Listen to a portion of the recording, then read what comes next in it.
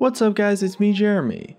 So I gotta be honest here, up until the last year or two, the lore of League of Legends was a pretty big mess. Champions were introduced with little to no backstory, and the lore was only tied somewhat roughly to the world of Runeterra and the actual gameplay of League in general. And that's something Riot's definitely been working on fixing in 2015 and 2016 and should be able to expect a lot for that in 2017.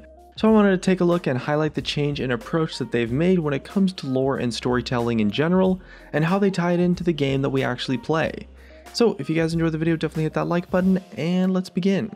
So League of Legends has always been subpar when it comes to lore. For starters, the game itself doesn't make all that sense, and doesn't exactly help to introduce a lore side of things, since it is a PvP only game, right? Previously, the lore of the game was that it was hosted by the Institute of War, and the players would take up the roles of summoners who could control a champion to fight on one of the Fields of Justice maps owned by the Institute of War.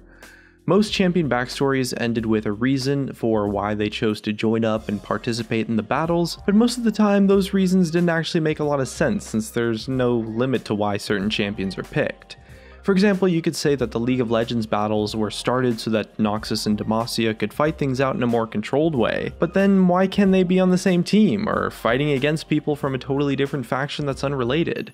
It definitely didn't make all that much sense, and so Riot decided to scrap that old game backstory with one issue actually. They didn't actually replace it with anything new, or something that was, meaningful when they scrapped the old lore. For now, they've kind of just ignored that issue and are a little bit more focused on building things from the ground up and fleshing out the universe of Runeterra as a whole, giving the newest champions some really awesome backstories about how they fit into the world, and even revisiting the lore of some champions that they're reworking to make sure that players can have a genuine connection to the characters they play as. It's definitely been a step in the right direction for sure. This year especially has seen some really awesome lore for the new champions in particular, and it doesn't seem like Riot's going to stop anytime soon either. So today we wanted to take a look at Riot's new approach to storytelling and how they're going about connecting the lore to the game itself piece by piece and champion by champion.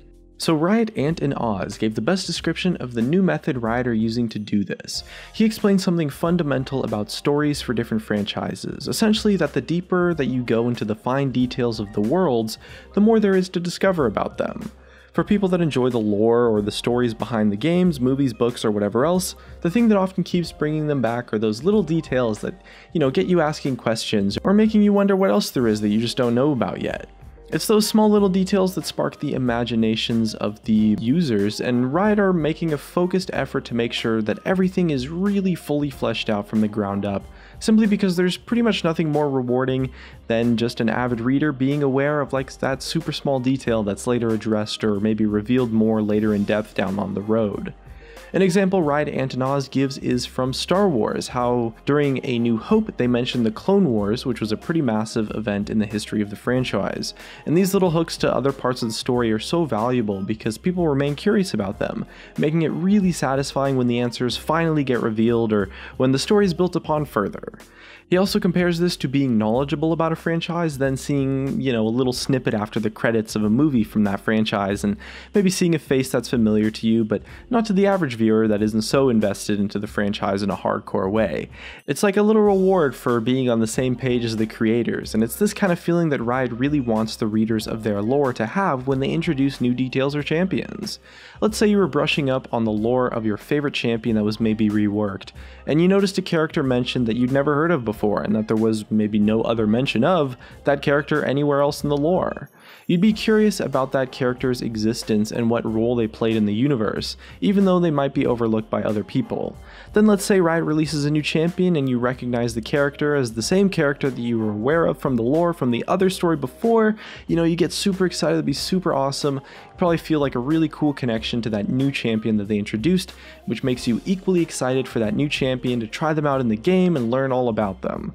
And Riot refers to these little details as hooks, things that other writers can build upon when they're further developing their narratives. That's not to say that everything is going to be tied up neatly by Riot's lore department though. An important part of storytelling is that the author only gives you the details that you actually need to know at the time. And Riot Antonoz goes on to give an example of this, but it's actually a Game of Thrones spoiler, so I don't want to talk about it in this video. But essentially all you need to know is that sometimes by hiding information about a character or a certain thing, it can potentially make that sort of like reveal once you finally figure out why it happened so much more interesting and have so much more merit to it. Now this can change a lot depending on the size of the narrative universe though. Sometimes the narratives may be focused on one particular plotline, and sometimes, say in the Marvel universe for example, you follow a ton of different plotlines simultaneously. League of Legends is maybe a little bit more similar to the second, since although there's one world that everything occurs in, readers are going to be viewing things from a ton of different perspectives at a ton of different times, and the driving forces of those stories are just the champions themselves. You can still include plot points which involve a number of different champions and tie them together, for example the whole Shuriman ascendancy thing and how it ties together champions like Xerath and Azir, but really all those individual champion stories are just helping to fill the universe of League of Legends by building up the world of Runeterra. Something Riot have been working on lately is throwing these hooks into places outside of champion backstories. After all, it's super important that they tie the lore in the game together, so that players feel like they're getting something out of being familiar with the lore. The way Riot accomplishes this is by adding the hooks into things like the champion reveals, or the short stories, or even the in-game voiceovers that you can play with. Sometimes these hooks can be built on by future reworks or champions that Riot designs, and ones that aren't explored will probably just be built on by passionate creators in the community that maybe see something awesome and are inspired to develop the stories for themselves. Just as important as creating these story hooks though is resolving them, and Riot have been working hard to make sure that some of these interesting threads actually end up leading somewhere. For example, building on the relationship between Twisted Fate and Graves, or maybe revealing who it was that murdered Miss Fortune's parents in the first place, leading to her revenge as her story was developed.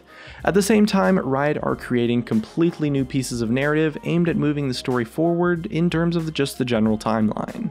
As the name implies, backstory is all about the past, so to advance the timeline it's necessary to explore new areas of the world or develop a champion's identity beyond what we know from their original backstory.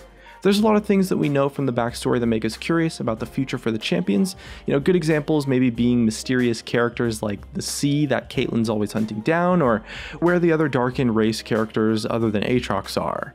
These mysteries are what keep people coming back to the lore when new things get released, in the hopes that maybe questions will get answered and new details will emerge. In turn, that also generates a potential more interest in the game and just makes League of Legends even more powerful as a franchise and as an IP. Now, one thing Riot have been actively working on that could have a very big influence on player interest in the lore itself is going to be the new client actually. So the new client's going to be way more capable and will potentially enable Riot to feature the stories they write about champions or the League of Legends universe in the actual client itself, which means that the lore of the game is going to be readily accessible in the same place that you actually play the game. So everyone's going to be encouraged to read out a little bit of it for some background rather than just having to first navigate to the website and seeking out the information from something other than the actual client. Maybe you could read the lore when you're waiting for your queue time or something like that. Maybe you're looking through the store and you just like the look of a few champions. Being able to actually go and immediately read the backstories and decide which characters you think are the coolest, or maybe which ones you connect with the best, could make a really big difference in which champions people buy actually, especially for the more casual players that aren't just buying champions that happen to be in the meta or being played by professional players. It's all about getting players connected to the backstory of the game and attempt to turn them into fans of the universe rather than just the game itself, and it could definitely help Riot grow an even more dedicated audience than the game's already generated, and would work great for when they start making new games. It's always going to be a challenge for Riot though. Not every player gives a shit about the background of each champion really, so really they're all writing this stuff to flesh out their franchise and make everything more consistent and attractive to people that actually care about it. It's not a bad thing though, even though it's going to take them a ton of effort to do. The end result is players that are going to be a lot more involved in the franchise and a universe that's just going to be so much more interesting. And Riot can be happy knowing that players are just generally happier when their favorite champions actually have their own place in the world of Runeterra. Now maybe those stories won't have any direct effect on gameplay, but every good game should have a backstory that the players can be passionate about, so props to Riot for finally kicking things into gear with their lore department, and for being willing to bring things up from the ground up. Either way though, that's just about going to wrap things up for today's video. It's going to be really awesome to hear what you guys think of Riot's new approach to storytelling. Definitely let us know in the comments section below. Maybe let us know what your favorite part of the lore is too. Maybe it's a champion with an awesome backstory, or just maybe some hidden character that you've noticed that might show up in the game one day. Either way though, it looks like that's going to be it for me. If you guys enjoyed the video, drop a like, subscribe if you want. Thank you so much for watching, and I'll see you guys next time.